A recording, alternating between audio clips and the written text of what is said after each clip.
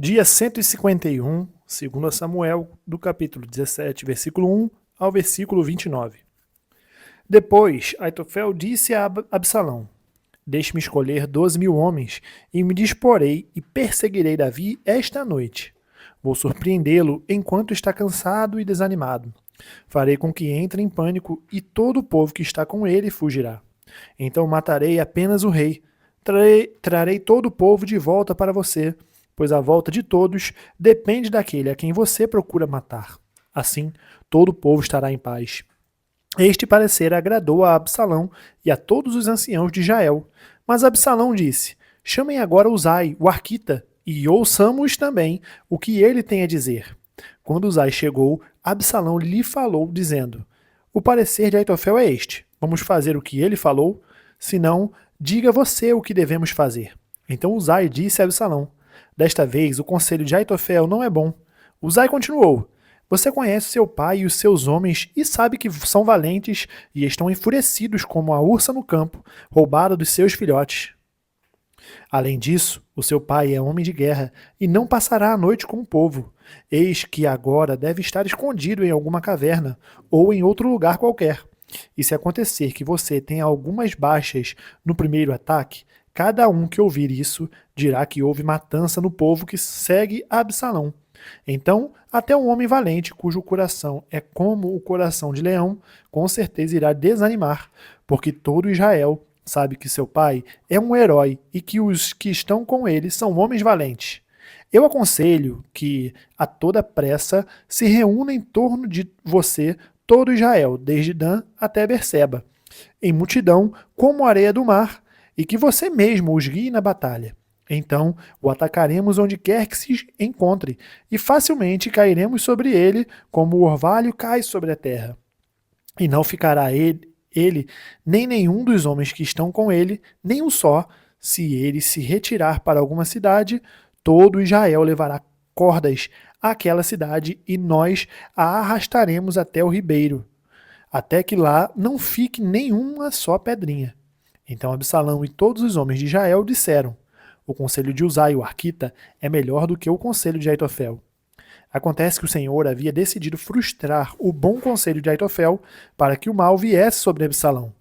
Então Uzai disse aos sacerdotes Adoc e Abiatar: Assim e assim Aitofel aconselhou a Absalão e aos anciãos de Israel, mas assim e assim aconselhei eu. Agora, pois, mandem depressa a seguinte mensagem a Davi: Não passe esta noite nos vales do deserto, mas atravesse logo o rio, para que não seja destruído o rei e todo o povo que com ele está. Jonatas e Aimaas estavam em Rogel.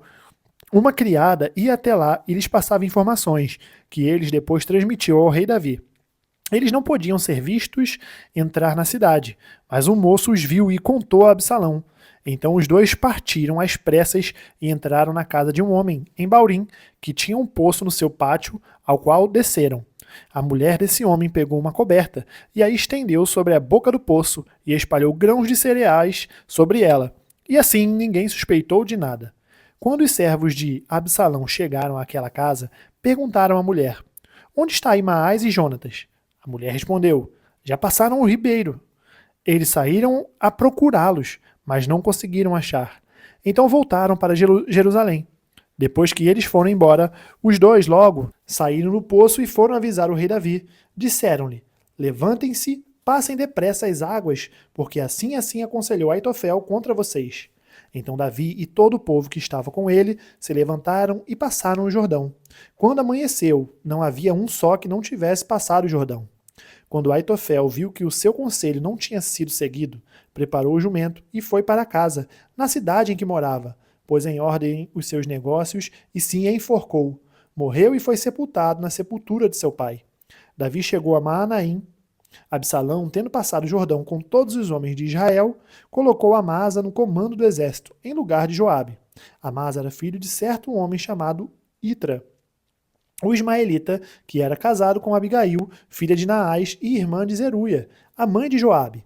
E assim o povo de Israel e Absalão acamparam na terra de Gileade. Quando Davi chegou a Maanaim, sob filho de Naás, de Rabá, dos filhos de Amon, e Maquir, filho de Amiel, de Lodebar, e Barzilai, o Gileadita, de Rogelim, trouxeram camas, bacias e vasilhas de barro, além de trigo, cevada, farinha, grãos torrados, favas e lentilhas. Também mel, coalhada, ovelhas e queijos, de leite de vaca. Levaram isso a Davi e ao povo que estava com ele, para que comessem, porque disseram: Este povo no deserto está faminto, cansado e sedento. João, capítulo 19, do versículo 23 ao 42. Os soldados, pois, quando crucificaram Jesus, pegaram as roupas dele e dividiram em 4 partes, uma parte para cada soldado, e pegaram também a túnica. A túnica, porém, era sem costura, toda tecida de alto a baixo. Por isso, os soldados disseram uns aos outros: não a rasguemos, mas vamos tirar a sorte para ver quem ficará com ela. Isso aconteceu para que se cumprisse a escritura que diz: repartiram entre si as minhas roupas e sobre a minha túnica lançaram sorte. E foi isso que os soldados fizeram. E junto à cruz estavam a mãe de Jesus, a irmã dela, Maria, mulher de Clopas, e Maria Madalena. Vendo Jesus, a sua mãe, e junto dela o discípulo amado, disse: Mulher, eis aí o seu filho. Depois disse ao discípulo: Eis aí a sua mãe. Dessa hora em diante, o discípulo a tomou para casa. Depois, vendo Jesus que tudo já estava consumado, para que se cumprisse a escritura, disse: Tenho sede. Estava ali um vaso cheio de vinagre. Embeberam de vinagre uma esponja e, fixando-a num caniço de isopo, aproximaram a esponja da boca de Jesus. Quando Jesus tomou o vinagre, disse: Está consumado. E, inclinando a cabeça, entregou o espírito. Então, para que os corpos não ficassem na cruz durante o sábado, visto que era o dia da preparação e era grande o dia daquele sábado, os judeus pediram a Pilatos que fossem quebradas as pernas dos crucificados e fossem tirados das cruzes. Os soldados quebraram as pernas dos homens que tinham sido crucificados com Jesus, primeiro de um, depois do outro. Quando, porém, chegaram a Jesus, vendo que já estava morto, não lhe quebraram as pernas. Mas um dos soldados lhe abriu o lado com uma lança, e logo saiu sangue e água. Aquele que viu isso dá testemunho, e o testemunho dele é verdadeiro. E ele sabe que diz a verdade, para que também vocês creiam. E isso aconteceu para que se cumprisse a Escritura: nenhum dos seus ossos será quebrado. E outra vez diz a Escritura: olharão para aquele a quem transpassaram. Depois disso, José de Arimateia, que era discípulo de Jesus, ainda que em segredo, porque tinha medo dos judeus, pediu a Pilatos permissão para tirar o corpo de Jesus. E Pilatos deu permissão. Então José de Arimateia foi e retirou o corpo de Jesus. E Nicodemos, aquele que anteriormente tinha ido falar com Jesus à noite, também foi, levando cerca de 35 quilos de um composto de mirra e aloés. Tomaram, pois, o corpo de Jesus e o envolveram em lençóis com os óleos aromáticos, como é costume entre os judeus na preparação para o sepultamento. No lugar onde Jesus foi crucificado, havia um jardim. Neste jardim havia um túmulo novo, no qual ninguém ainda tinha sido colocado. Ali, por causa da preparação dos judeus e porque o túmulo ficava perto, colocaram o corpo de Jesus. Salmos capítulo 119, do versículo 120 ao 152. Maravilhosos são os teus testemunhos, por isso a minha alma os observa. A revelação das tuas palavras traz luz e dá entendimento aos simples. Abra a boca e suspiro, porque desejo os teus mandamentos. Volta-te para mim e tem compaixão, como costumas fazer aos que amam o teu nome. Firma os meus passos na tua palavra e não permitas que nenhuma iniquidade me domine. Livra-me da opressão dos homens e guardarei os teus preceitos. Faze resplandecer o teu rosto sobre o teu servo e ensina-me os teus decretos. Meus olhos vertem rios de lágrimas, porque os outros não guardam a tua lei. Justo és tu, Senhor, e retos são os teus juízos. Os teus testemunhos, tu os ordenaste com retidão e com absoluta fidelidade. O meu zelo me consome, porque os meus adversários se esquecem da tua palavra.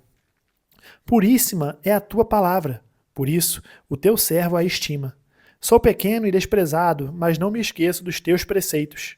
A tua justiça é justiça eterna, e a tua lei é a própria verdade. Sobre mim vieram tribulação e angústia, mas os teus mandamentos são o meu prazer. Eterna é a justiça dos teus testemunhos. Dá-me entendimento e viverei. De todo o coração eu te invoco. Ouve-me, Senhor. Observa os teus decretos.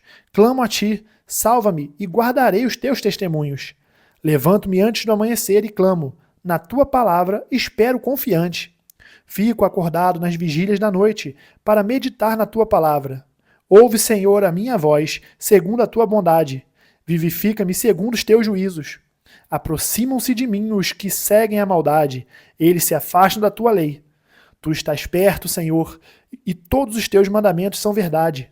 Quanto aos teus testemunhos, há muito sei que os estabeleceste para sempre. Provérbios capítulo 16, do versículo 12 ao 13. Os reis detestam a prática da maldade, porque o trono se estabelece pela justiça. Os lábios justos são o contentamento do rei, e ele ama o que fala coisas retas.